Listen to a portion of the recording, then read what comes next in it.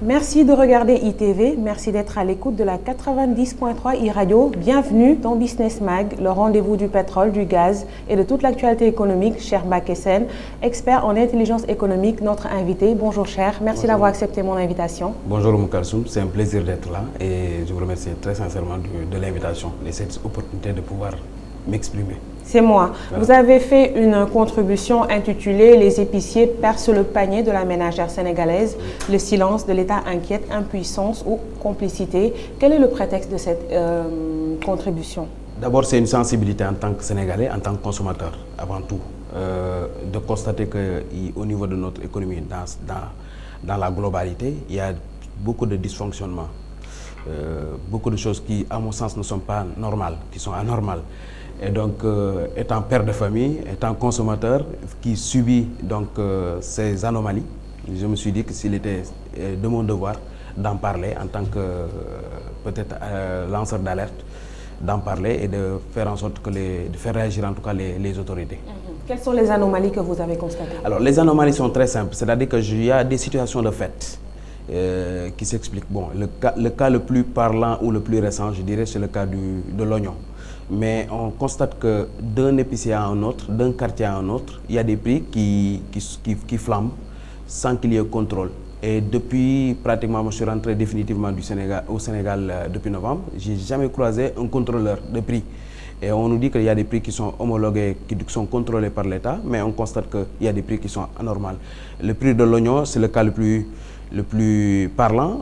On est passé d'un prix à 350 le kilo jusqu'à un prix qui pratiquement avoisine les 700 CFA, ce qui n'est pas normal. Et c'est sur beaucoup d'autres références. On va y arriver. D'après tout ce que vous venez de dire, si on devait situer les responsabilités, chères, à qui la faute? L'État en premier. D'abord l'État. L'État. Parce que si l'État a les moyens, parce que, comme on dit, l'État a le pouvoir répressif et le pouvoir coercitif. Le pouvoir coercitif, c'est de dire en amont, voilà les prix qui sont homologués. Celui qui ne respecte pas cette fourchette de prix verra la loi lui tomber dessus. Il y a le côté répressif. Celui qui ne pratique pas les choses, qu'il connaît des sanctions en exemple. Aujourd'hui, on a les épiciers qui pratiquent des prix. Excusez-moi de vous couper la parole. Oui. Quand vous parlez d'épiciers, vous parlez de qui? Des grandes surfaces, des boutiquiers? De tout le monde. Je parle du boutiquier du quartier jusqu'à la grande surface. Parce que ce qui a beaucoup plus attiré mon attention, c'est la grande surface. Je me suis rendu dans une grande surface parce que j'ai laissé chez le boutiquier du coin un prix qui n'était pas, à mon sens, raisonnable. Et quand je me suis rendu, parce que une semaine auparavant, je m'étais rendu à la même grande surface, j'avais constaté que les prix étaient bas. Mais au bout d'une semaine, quand j'ai voulu retourner à la même chose, j'ai vu que les prix étaient presque doublés. Donc, j'ai compris une stratégie en faisant un peu de recherche. C'est que sur des périodes où le mois est creux, il y a des prix qui sont pratiqués assez bas pour attirer les gens parce qu'ils savent que les gens dépensent moins. Sur les périodes où le mois, c'est le début du mois où les gens ont de l'argent, il y a des prix qui montent, qui flambent parce que tout simplement, ils savent que les gens sont moins regardants sur les prix. Et ça, c'est tout le monde qui le fait. Et l'État ne contrôle absolument rien du tout. Et en tout cas, si l'État contrôle, s'il y a un problème de ressources, qu'on nous le dise, on est des consommateurs, on est fatigués. Voilà, donc vous avez cité nommément l'État comme responsable. Est-ce que c'est seulement dans cette histoire l'État qui endosse toute cette responsabilité et les lanceurs d'alerte comme les associations de contrôle et tout ça, nous aussi, les citoyens, on n'a pas quelque part notre part de responsabilité? Oui, on a des parts de responsabilité, mais quand vous m'avez posé la question de savoir qui est le premier responsable, c'est l'État. D'ici, on devait situer les responsables. L'État en premier. Okay. L'État en premier, mais la responsabilité, elle est partagée. Aussi bien le producteur qui existe, parce qu'on a des producteurs. Je pense que le mal commence là-bas. Là-bas, oui, bien sûr. Et puis il y a les marges qui sont posées sur les produits. Quand on prend, par exemple, je prends l'exemple de l'oignon, parce que c'est l'actualité et ça a vraiment fait bouger les choses. C'est que quand on a un marché qui est sous-approvisionné, on parle d'un stockage de 10 000 tonnes. Je parle des producteurs de poteaux, par exemple. Oui.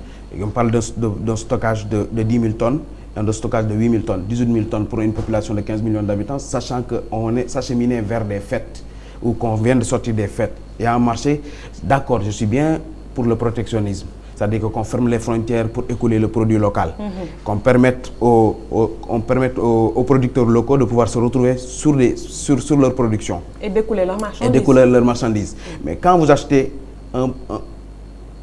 disons, des produits de bonne qualité à 350 francs le kilo, et qu'au bout de 3, 4, 5, 6 mois, vous achetez des produits de très mauvaise qualité à un prix qui est double, il y a un problème. Et ils ne veulent pas qu'on ouvre, que l'État ouvre. L'État prend la décision. L'État a pris une décision très courageuse d'ouvrir, parce que sachant vers quoi on va aller, d'ouvrir le marché aux produits hollandais ou autres. Donc, vous pensez que c'est une décision courageuse? C'est vrai que nous n'allons pas vivre en autarcie. Oui, bien sûr. C'est vrai. Mais après, il ne faut pas aussi ouvrir le marché et léser aussi nos producteurs. On sait d'avance que sur ce cas-là, particulièrement, l'État n'ouvre pas de façon indéfinie. Ça, on le sait. C'est comme dans le domaine de l'aviculture. Dans le domaine de l'aviculture, l'export, tout ce qui est poulet de chair, on sait que l'État protège beaucoup le truc, mais il y a un moment, il y a une production locale qui s'est vraiment développée, il y a un secteur qui s'est vraiment développé, qui est le secteur avicole, et l'État n'a pas voulu ouvrir. Ça aussi, c'est des décisions qui sont courageuses. On ne peut pas développer une économie. On ne peut pas développer une économie sans qu'il y ait un tissu économique local fort. Oui.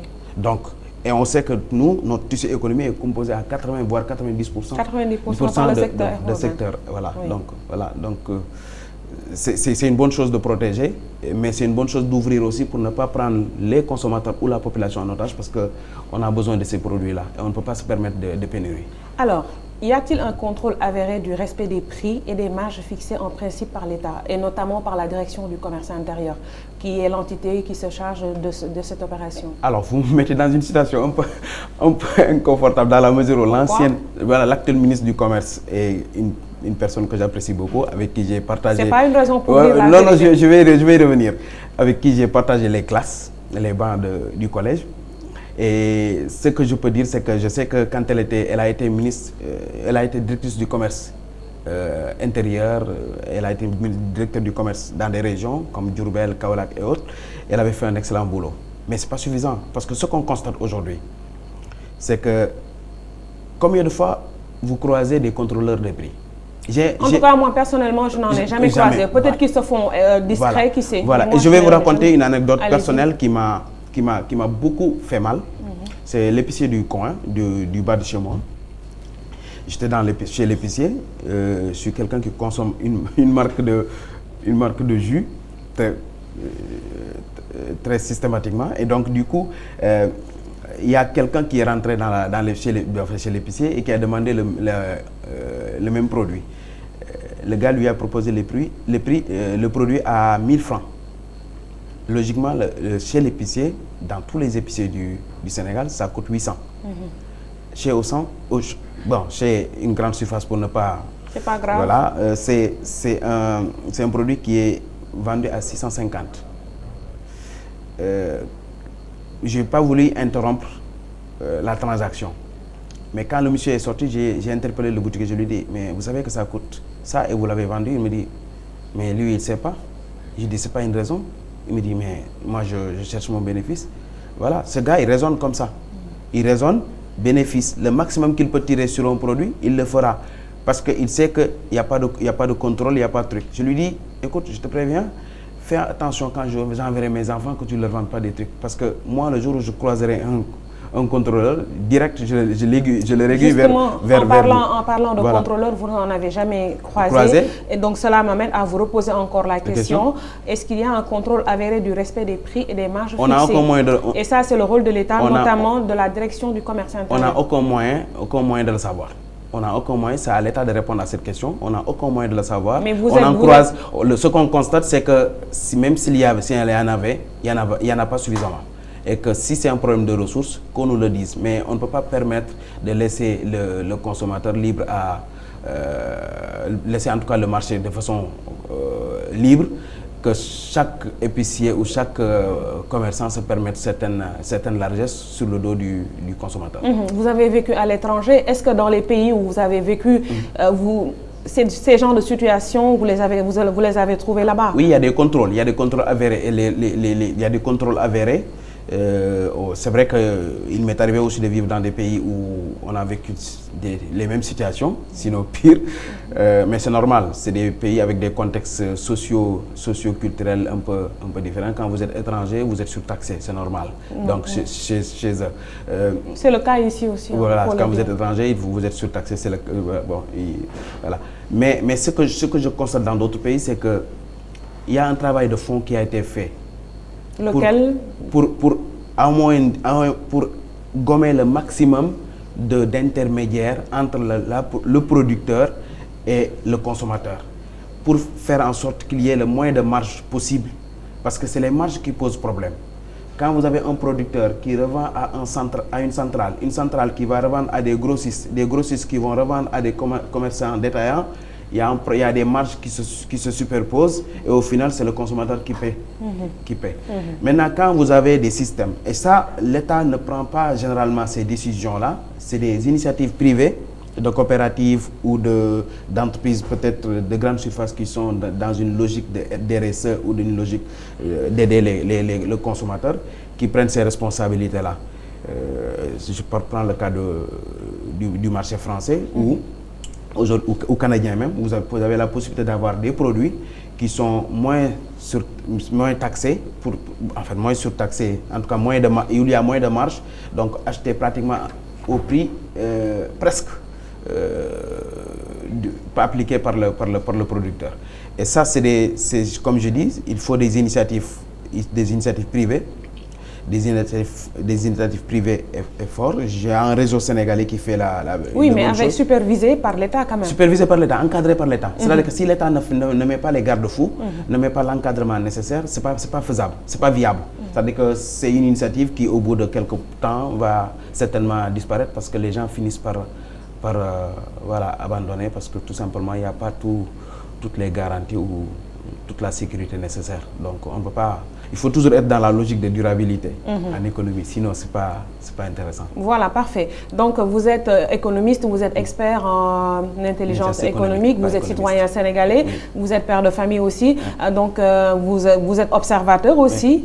Les organes de contrôle sont-ils suffisamment outillés pour vaquer convenablement à leur mission au Sénégal, pour réguler vraiment le marché? Justement, quand je parle de problème, parce que comme je dis, s'il y a contrôle, on n'est pas en mesure de le dire. En tout cas, tout ce qu'on peut tout ce qu'on peut aujourd'hui dire, c'est qu'on n'a pas de preuve qu'il y a contrôle, déjà. Ça veut dire que s'il y a contrôle, c'est insuffisant, parce qu'on ne le sent pas. De l'autre côté, ici, quand je parle de problème de ressources, ce n'est pas forcément des ressources humaines, ça peut être logistique, etc.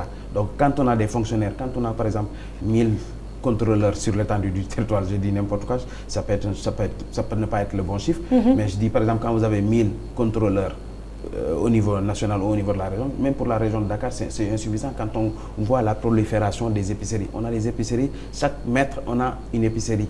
Et le malheur de tout ça, c'est que si vous le dites, on va vous taxer des xénophobes, mais c'est des épiceries... Lors de la vérité, voilà, c'est le moment de régler les choses. Justement, il y a beaucoup de...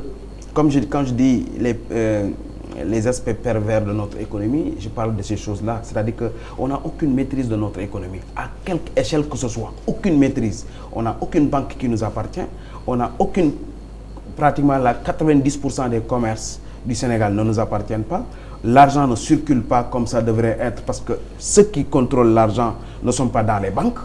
Donc vous sortez avec votre 5 000 ou votre 10 000, vous partez dans la rue, vous allez chercher la monnaie, je vous donne 10 minutes. C'est le minimum de temps que vous pouvez faire donc vous pouvez faire 1 heure à chercher de la monnaie, vous n'en trouverez pas. Pourquoi? Parce que l'argent ne circule pas. Ceux qui les ont, chaque épicerie a 15, voire 40, 50 millions dans ses coffres.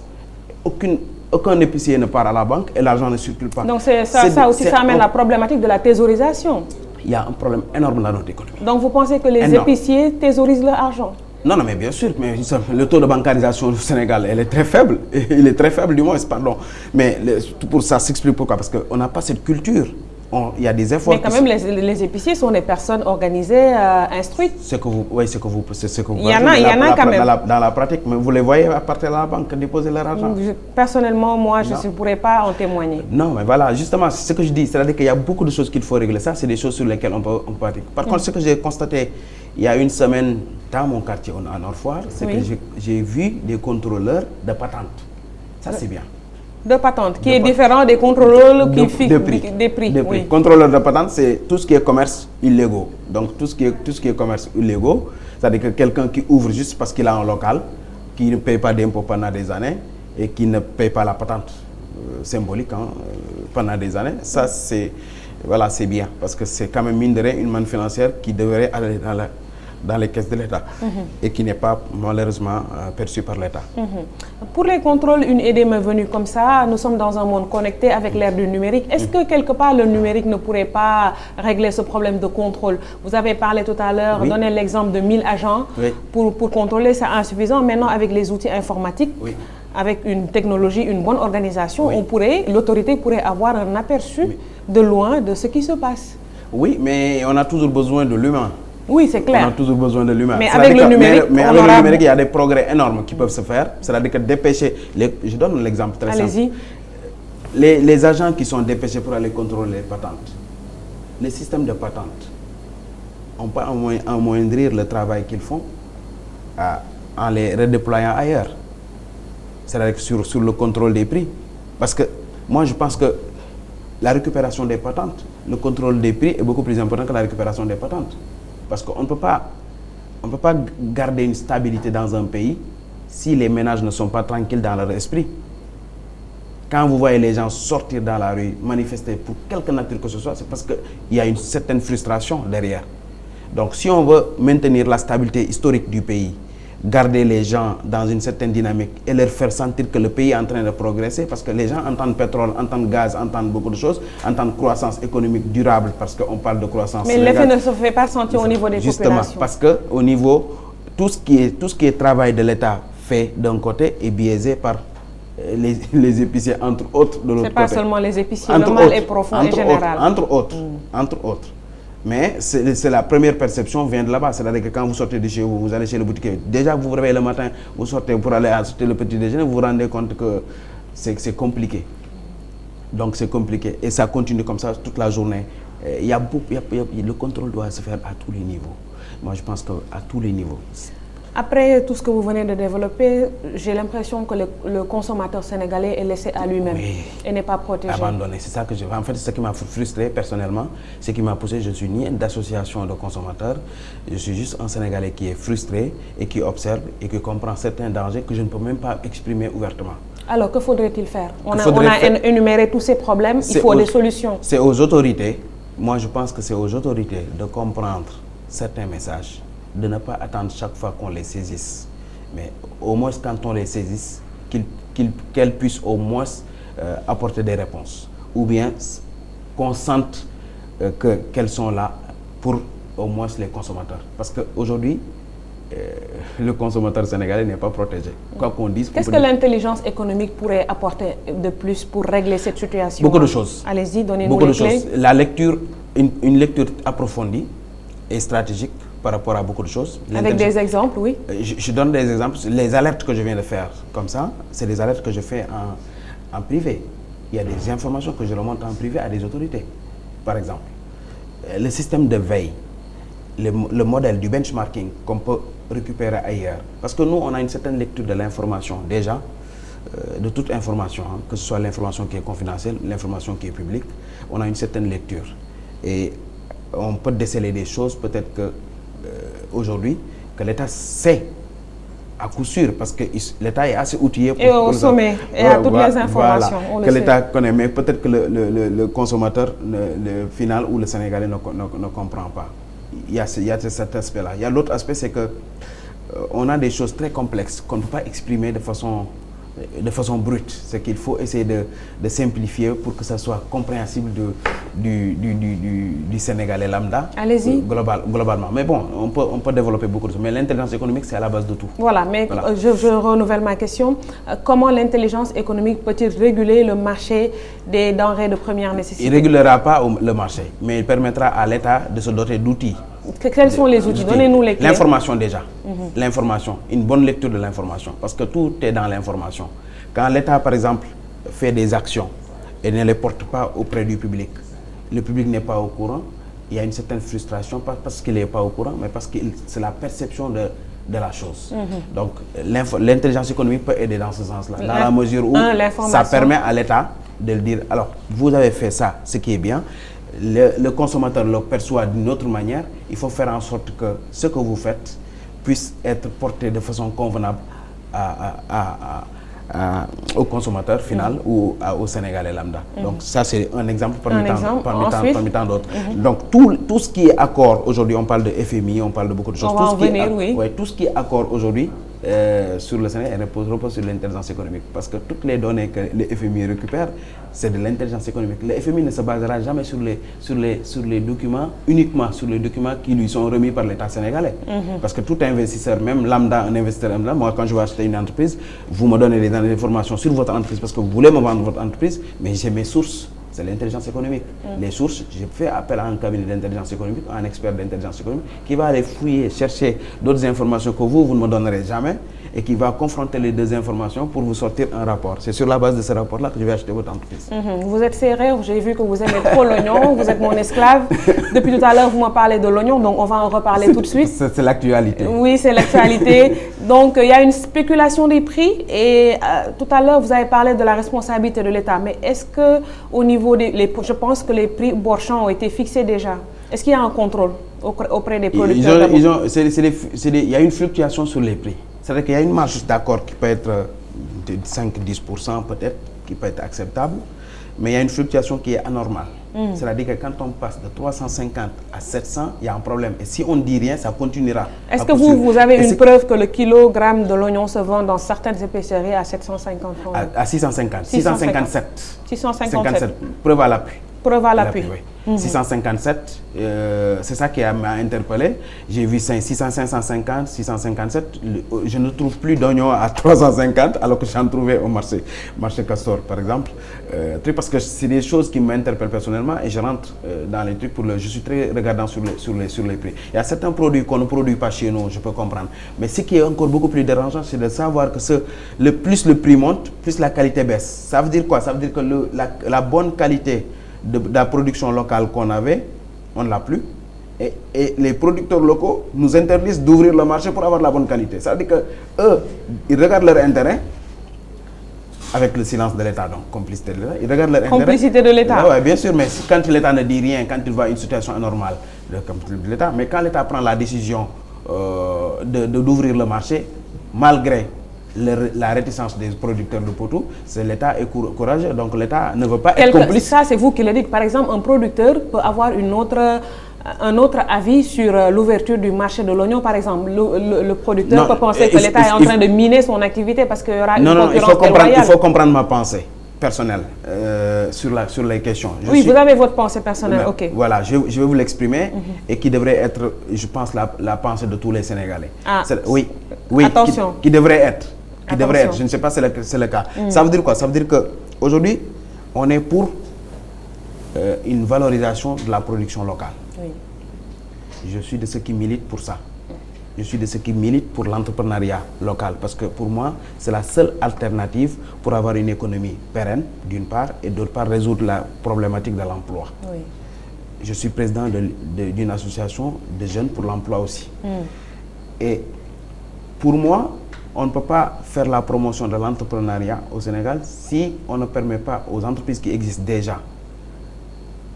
Et quand je parle d'entreprises qui existent déjà, je parle des GIE, je parle des petites et moyennes entreprises, des petites et moyennes industries qui sont dans l'aviculture, dans l'agrobusiness, etc.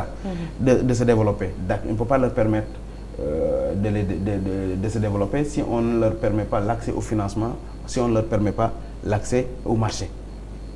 Aujourd'hui, ouvrir le marché tout azimut et ne jamais fermer, ne jamais les protéger, c'est leur interdire l'accès au marché parce que certains sont sur un niveau de production qui n'est pas très compétitif par rapport aux produits extérieurs ou par rapport aux entreprises extérieures. Donc, le fait de fermer quand il y a une production normale, suffisante et qui devrait être écoulée, c'est une bonne chose. Oui. Mais ce que je ne voudrais pas, c'est que le consommateur soit pris en otage par l'idée de vouloir coûte que coûte impérativement consommer. Regarder l'intérêt, parce qu'il faut un équilibre. L'équilibre, c'est quoi? C'est faire en sorte que le producteur se retrouve dans son produit, faire en sorte que les intermédiaires qui sont entre le producteur et le consommateur se retrouvent dans leur commerce et que le consommateur n'en sorte pas blessé. C'est ça l'équilibre. L'État doit garantir cet équilibre-là. Tant que cet équilibre-là n'est pas garanti, donc il y aura toujours un problème, une dualité entre soit un producteur et le consommateur, et ceux qui sont au milieu se frotteront toujours la main parce qu'ils n'achèteront jamais à 25 pour revendre à 25. Ils ne se verseront jamais dans le dumping, ils achèteront toujours pour marger toujours. S'ils ne vendent pas, ils préfèrent garder les produits. On n'est pas sur des produits peut-être très périssables, c'est des produits qui peuvent se garder encore longtemps. Il y en a qui achètent même des stocks sur des produits qui ne sont pas périssables, qui les gardent jusqu'à une période de pénurie pour se permettre de la vendre. Mais ce qui est regrettable, encore une fois je le dis, c'est de comprendre, c'est de voir une qualité qui baisse et un prix qui double. Ça, c'est pas normal. Mais protéger le producteur, je suis d'accord, mais ne pas prendre le consommateur, protéger le consommateur, le producteur, je suis d'accord, mais ne pas prendre en otage le consommateur. C'est-à-dire que quand on sent qu'on va droit vers le mur et qu'on risque d'avoir des pénuries sur des denrées, je ne dirais même pas de première nécessité, mais en tout cas de bonne nécessité, qu'on ne se retrouve pas dans des difficultés. Voilà, pourtant il y a un paradoxe parce que le président Macky Sall, dès son accession au pouvoir en 2012, a fait baisser les prix des denrées de première nécessité. Donc aujourd'hui, on parle de flambée des denrées de première nécessité. Quelque part, il y a un paradoxe et un problème. Alors, il faut faire la part des choses. La première décision que le président, il faut le saluer, la première décision que le président a prise en avril 2012. En avril 2012, c'était la baisse des denrées de première nécessité. Ça, il avait entendu le cri des Sénégalais. Ces prix-là, je pense que jusqu'à maintenant, n'ont pas trop mais il y a par moment aussi quelques dérapages et quelques écarts. Le prix du pain qui est maintenu à 150, que je trouve toujours élevé, mais c'est normal, on n'est pas un pays producteur de blé, donc la farine est pour la plupart... Mais on a du mil, on a du maïs. Oui, mais est-ce que le Sénégalais va vers le produit local? Le consommer local aussi, il faut en parler. Il faut toujours essayer, il faut toujours des précautions. Est-ce que le Sénégalais va vers son riz? Est-ce que le Sénégalais va vers son oignon? Mais essayons, rien ne nous empêche d'essayer. Il y a un travail qu'il faut faire, c'est ça que je dis. Donc il y a un travail qu'il faut faire, il y a un excellent boulot qui est fait par pas mal d'organismes que je ne voudrais pas citer, de manière privée et de manière institutionnelle, étatique. Voilà. Mais ça, il faut le saluer. C'est qu'il y avait le riz, le sucre, c'est des produits qui sont subventionnés par l'État. On ne dit pas souvent ça. C'est de bonnes choses. C'est de bonnes choses qu'il faut saluer. Mais je pense qu'il faut être beaucoup plus regardant aussi sur le reste parce qu'on ne consomme pas que du riz, de l'huile seulement, mais il y a beaucoup de trucs. Et puis, il y a une répercussion dans le domaine de la santé que les gens ne comprennent pas. Quand vous achetez aujourd'hui une tomate à 200 francs, ce n'est pas tout le monde qui peut se le permettre. Et manger des fruits et des légumes est bon pour la santé. Sur le long terme, c'est qui va avoir un problème? Donc ça, c'est la problématique du pouvoir d'achat du Sénégalais alors. Voilà. Donc il faudrait quand je dis protéger le consommateur, c'est à tous les niveaux. C'est à tous les niveaux, c'est lui permettre de pouvoir vivre de façon décente, qu'elle puisse être tranquille dans son esprit, être en bonne santé aussi, parce que c'est important. Il est recommandé de consommer 5 fruits et légumes par jour, mais qui peut se le permettre au Sénégal aujourd'hui? On compte les familles qui peuvent se le permettre. Et si on laisse aller cette situation, aujourd'hui, je ne comprends pas pourquoi il y a une sorte de...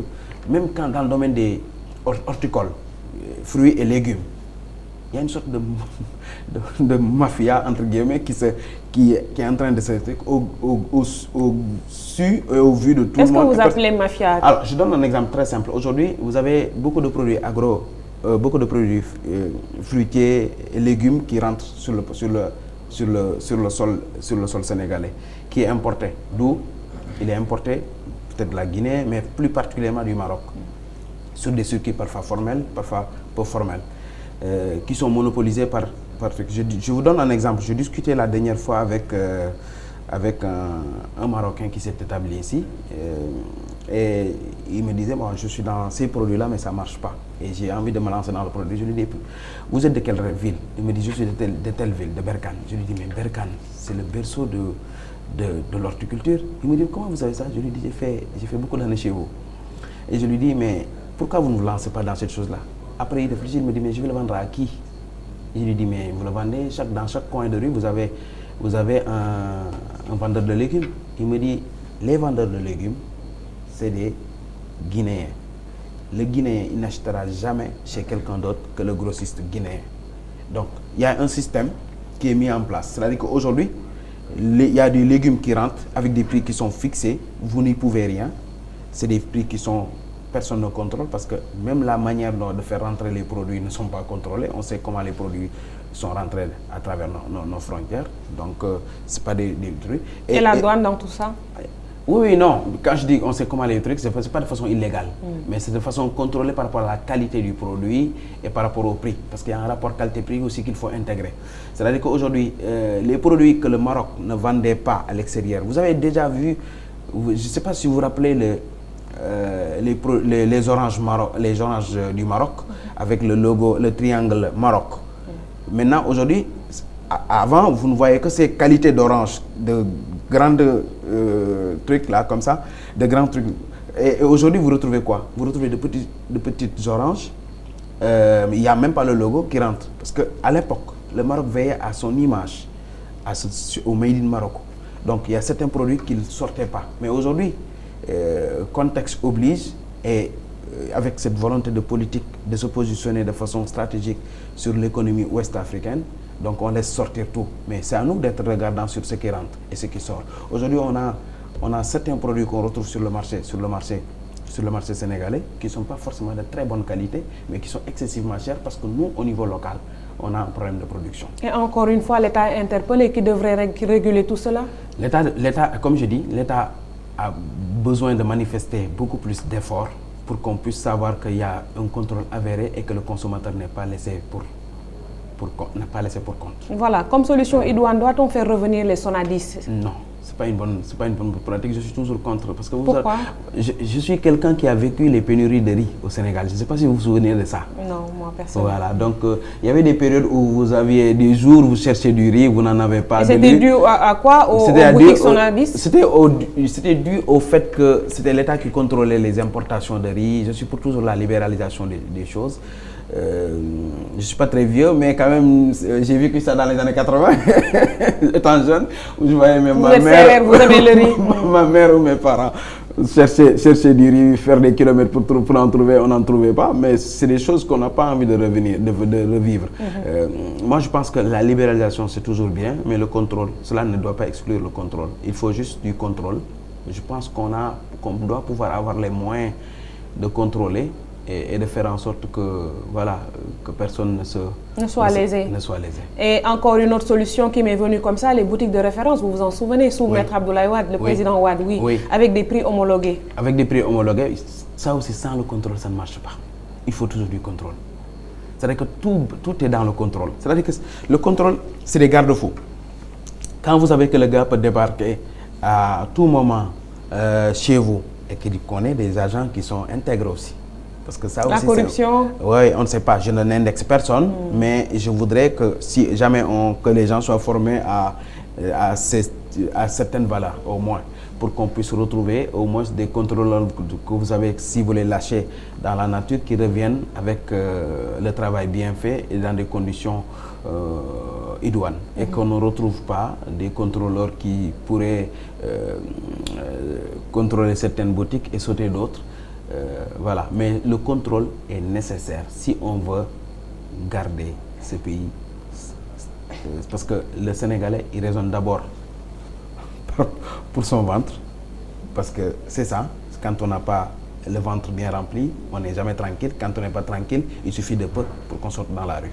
Et ça, c'est mauvais. Et c'est maintenant, comme on dit, c'est en période froide qu'il faut préparer les périodes de crise. C'est cette période où tout va bien, où que les gens ne se plaignent pas, qu'il faut essayer de faire en sorte que le pays garde ce legs très précieux, qui est la stabilité, et qu'on puisse mettre toujours le citoyen au cœur de toute action, le citoyen au cours de toute décision, pour qu'on puisse sécuriser cela. Voilà, le tissu économique du Sénégal est composé, on va dire, à 90% du secteur informel. Est-ce qu'on devrait formaliser... À 90% de TPE, pas du secteur... D'une manière générale. Ouais. Alors, est-ce qu'on devrait formaliser le secteur informel? Alors, oui, c'est ce qui est idéal. Ce qui est idéal est pour celui qui est dans le secteur informel, même s'il pense que tout ce qu'il gagne, il devrait le garder pour lui-même.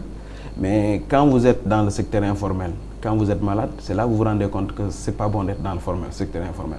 Parce que quand vous êtes malade, vous avez un manque à gagner, vous ne pourrez même pas vous soigner parce qu'il n'y a aucune sécurité derrière. Est-ce que notre modèle économique aussi, quelque part, ne nous pousse pas ne pousse pas les Sénégalais à aller vers le secteur informel? Tout est dans l'information. C'est pour cette raison que je dis que... Est-ce que ce n'est pas le contexte socio-économique et le modèle économique aussi? Tout est dans l'information. C'est ça que je dis. C'est-à-dire qu'aujourd'hui, on a un climat des affaires qui est assaini, qui est amélioré, qui permet d'attirer des investisseurs qui mettent des coups de milliards, qui s'investissent à coups de milliards sur le pays.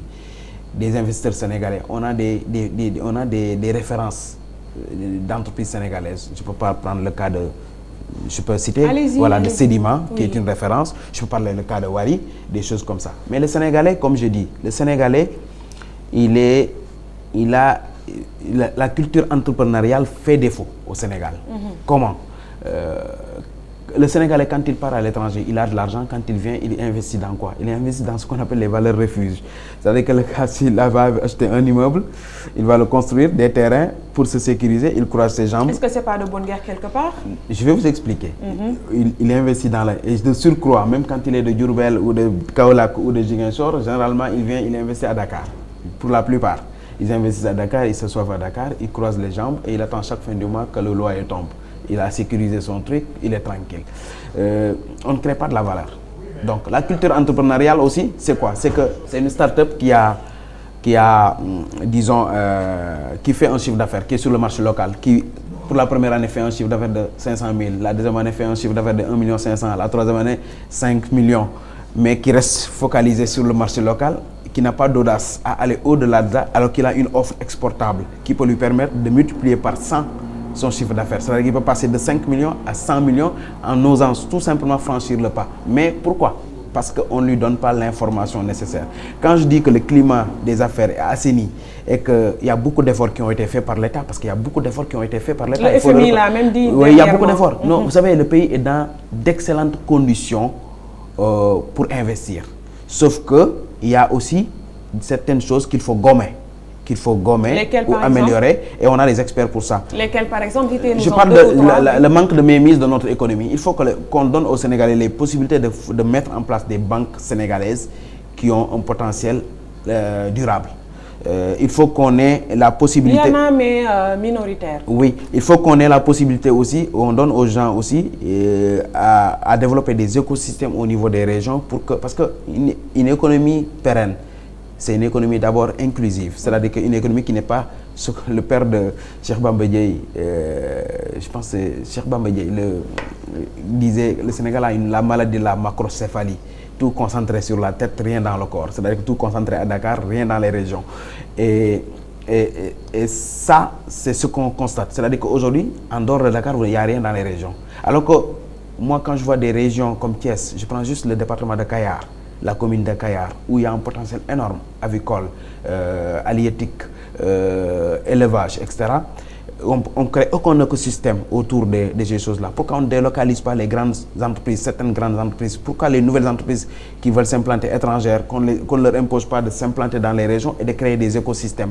Dans d'autres pays, c'est des modèles qui marchent. Moi, je prends le cas du sucre de betterave. Le Maroc n'a pas le sucre pas le sucre de canne à sucre, on n'a pas les cannes à sucre, ils ont les betteraves. Mais au niveau des périmètres agricoles, parce que j'ai travaillé avec l'Office national du conseil agricole, au niveau des périmètres agricoles, ils ont développé des écosystèmes. Ça veut dire que là où ils devaient chercher des étrangers pour le faire, ils ont demandé à des trucs de réfléchir et de trouver des sur tel segment, on a un effort à faire. Alors s'il y a des entreprises qui peuvent se positionner sur ce segment-là, et ils leur financent les projets parce qu'ils savent qu'il y a un retour sur investissement sur le long terme. Tant qu'on ne fait pas ces choses-là et qu'on ne développe pas, parce que tout ça rentre dans la culture. Mais je pense que l'État du Sénégal est en train de mettre en place le plan d'aménagement du territoire et de faire de chaque région, de faire développer l'acte 3 de la décentralisation. Mais donc on est sur la bonne voie, on est déjà dans les starting blocks. C'est le premier acte. C'est le premier, disons l'acte 3, c'est le premier acte qui est posé. C'est-à-dire que mettre. Mais après, qu'est-ce qui encourage derrière aussi? Quand il y a le problème d'accès au marché, même sur les PPP, sur les partenariats publics-privés, je suis formé par la Banque mondiale sur ces questions-là. Quand vous prenez les PPP, ce qui nous permet aujourd'hui de magnifier tout ce qu'on magnifie au Sénégal, c'est sur la base des PPP.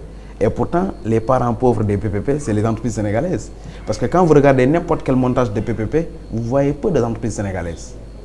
Alors qu'aujourd'hui, on aurait pu proposer à des entreprises sénégalaises de pouvoir, on leur dit, écoutez, proposez-nous des projets structurants qui partent de vous.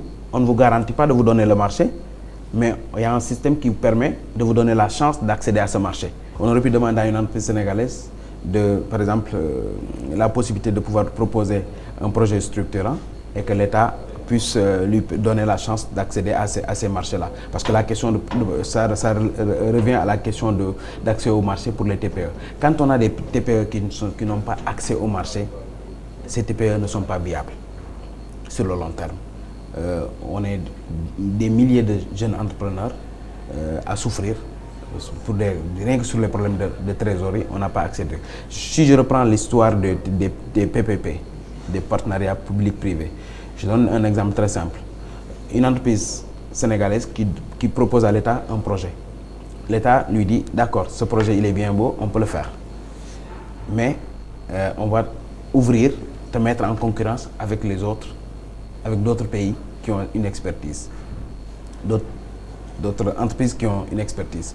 On les met en concurrence et on fait une première phase d'appel d'offres avec des tarifs qui sont proposés. Et on choisit les entreprises en dehors de l'entreprise sénégalaise. Et on dit à l'entreprise sénégalaise, si tu peux te conformer, si tu peux te mettre au même niveau de prix que cette entreprise-là, on te choisit. Ça, c'est la préférence nationale. La préférence nationale doit être de mise dans certaines choses si on veut avoir un tissu économique fort et pérenne. Voilà, parfait. Donc, le Fonds monétaire international a tenu une réunion récemment cette semaine et a salué les performances économiques du pays, mais quand même insiste sur l'application de la vérité des prix. Les conséquences pour l'État et pour les consommateurs? Alors, la vérité des prix, c'est de mise. Je pense que l'État ne devait même pas attendre qu'on lui demande de le faire, mais quand un organisme, je pense que comme le FMI met le doigt sur ça, je pense que l'État sénégalais est beaucoup plus regardant. Maintenant, l'État sénégalais aussi doit savoir une chose, c'est qu'il est là d'abord pour les Sénégalais. Donc, le FMI, on a besoin du FMI, quoi qu'on dise, malgré tout ce qu'on peut. Le Ghana, c'est à couper le cordon ombilical qui est lié au FMI, pas complètement. On est dans deux économies différentes. Quand vous regardez le classement du Ghana et la position géographique du Ghana, les conditions pluviométriques du Ghana, l'agriculture du Ghana, les richesses du Ghana, on n'est pas lotis, on n'est pas logé dans la même enseigne. Donc le Ghana peut se le permettre, mais pas le Sénégal. Le Ghana peut se le permettre, et encore. C'est-à-dire que le Ghana, allez regarder le Ghana, il y a un programme de développement du cacao conjointement avec la Côte d'Ivoire. Il y a un développement, il y a une nouvelle politique des ressources avec une certaine répartition. Il y a un tissu économique qui est assez développé. Et quand vous voyez même le flux, c'est-à-dire on parle peu de ça, parce que c'est des pays anglophones, donc il y a la barrière linguistique, mais nous qui sommes dans l'intelligence économique, on voit l'attractivité du Ghana comparé au Sénégal, il n'y a même pas photo. C'est-à-dire qu'aujourd'hui, moi j'ai eu dans mon portefeuille pas mal d'entreprises qui initialement avaient choisi le Sénégal et qui se rabattent sur le Ghana.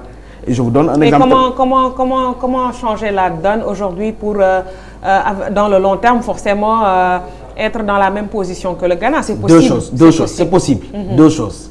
La première, c'est que continuer le travail de fond qui est fait aujourd'hui et qui met tous les indicateurs économiques du Sénégal au vert. C'est-à-dire que le climat des affaires, les infrastructures... C'est favorable. Et le pétrole et le gaz a joué aussi une touche. Voilà, les infrastructures. Le deuxième aspect, c'est au niveau communicationnel. C'est là où l'intelligence économique rentre aussi en force. C'est-à-dire qu'aujourd'hui, vous faites de bonnes choses, mais il faut que ces bonnes choses soient portées aux bonnes personnes. C'est-à-dire que tant au niveau international qu'au niveau local. Au niveau international, je pense que le Sénégal est en train de faire un bon boulot. Mais dans la sous-région aussi. Oui, mais au niveau local aussi, comme je le disais, quand je dis parler de la culture entrepreneuriale, c'est que le jeune entrepreneur sénégalais, il est toujours dans l'informel pour la plupart, ou celui qui n'est pas dans l'informel, il est limité dans son élan pour une raison très simple. Il y a un niveau d'information qu'il n'a pas. Il y a un niveau d'information qu'il n'a pas. Moi, j'ai découvert beaucoup à travers les choses que j'organise, j'ai découvert beaucoup de jeunes entrepreneurs qui ne savaient pas que certains fonds existaient. Et je prends aussi le cas de l'ADER, qui est un fonds à saluer, certes, à saluer, mais il y a aussi ses imperfections. Il faut qu'on écoute les gens. C'est-à-dire qu'on ne peut pas dire aujourd'hui, on veut aider les Sénégalais à devenir des entrepreneurs, créer disons des climats de confiance. Si, par exemple, on a un fonds qui est limité, dont l'accès est limité aux moins de 40 ans. C'est-à-dire qu'aujourd'hui, les 40 ans, 50 ans, c'est les personnes les plus vulnérables au Sénégal parce que les chômeurs ou sans emploi qui sont entre 40 ans et 50 ans, personne ne les emploie. Et c'est des pères de famille pour la plupart. Personne ne les emploie. Si on ne leur donne pas l'accès au financement pour leur permettre de créer des entreprises, ils sont condamnés. C'est des familles qui sont condamnées. Ça, c'est bon aussi d'écouter. C'est vrai qu'initialement, il y avait un âge qui était défini, puis le chef de l'État a fait l'effort d'aller un peu en haut, mais il faut faire l'effort d'aller encore un peu plus loin en écoutant les gens. Parce qu'un projet, c'est conçu par des hommes qui ne sont pas forcément parfaits et qu'on va améliorer. Tout est dans la relativité. Donc, améliorer constamment les choses, c'est écouter les Sénégalais, c'est écouter les experts qui parlent et qui connaissent ce qu'ils disent. Et puis voilà. Aussi, mettre en place aussi une législative au Sénégal qui permettrait aujourd'hui de régir les conditions de financement ou d'accès au financement. Aujourd'hui, on a beaucoup de modèles qui ne sont pas encore bien encadrés, en tout cas qui ne sont pas encore encadrés chez nous juridiquement. Je parle du crowdfunding. Aujourd'hui, il n'y a aucun projet de loi proposé sur le financement participatif. Je parle du business angel. Ceux qui lèvent des fonds sur ces choses-là, c'est des gens qui lèvent des fonds à l'étranger. C'est dommage qu'on ait des entrepreneurs sénégalais qui sont sur des projets innovants, tellement innovants qu'ils ont convaincu des étrangers, mais ils ne parviennent pas à convaincre des Sénégalais et des banques. On a un taux de 16% de financement des banques au TPE sénégalais. 16%. Quand on a un tissu économique composé à 80 à 90% de TPE, il y a un problème. Il y a un problème. Je ne vous apprends rien. Le Sénégal a découvert du pétrole en 2016. En 2014 et du gaz en 2016. Récemment, le forage du puits Yakar 2 place le Sénégal dans le cercle restreint des pays gaziers au monde. En tout cas, c'est ce que disent les experts. Alors, le puits Yakar se situe, et ce qui est intéressant, c'est que le puits Yakar se situe intégralement sur le territoire sénégalais, contrairement au puits GTA, Grand Tortue Ahmeyim, qui est à cheval entre le Sénégal et la Mauritanie, et que les ressources seront partagées en deux. Alors, quels sont les enjeux énergétiques et géopolitiques pour le Sénégal face à cette situation-là, qu'on est un pays plus gazier que pétrolier? Alors déjà, c'est le positionnement du pays, la perception du pays de l'extérieur.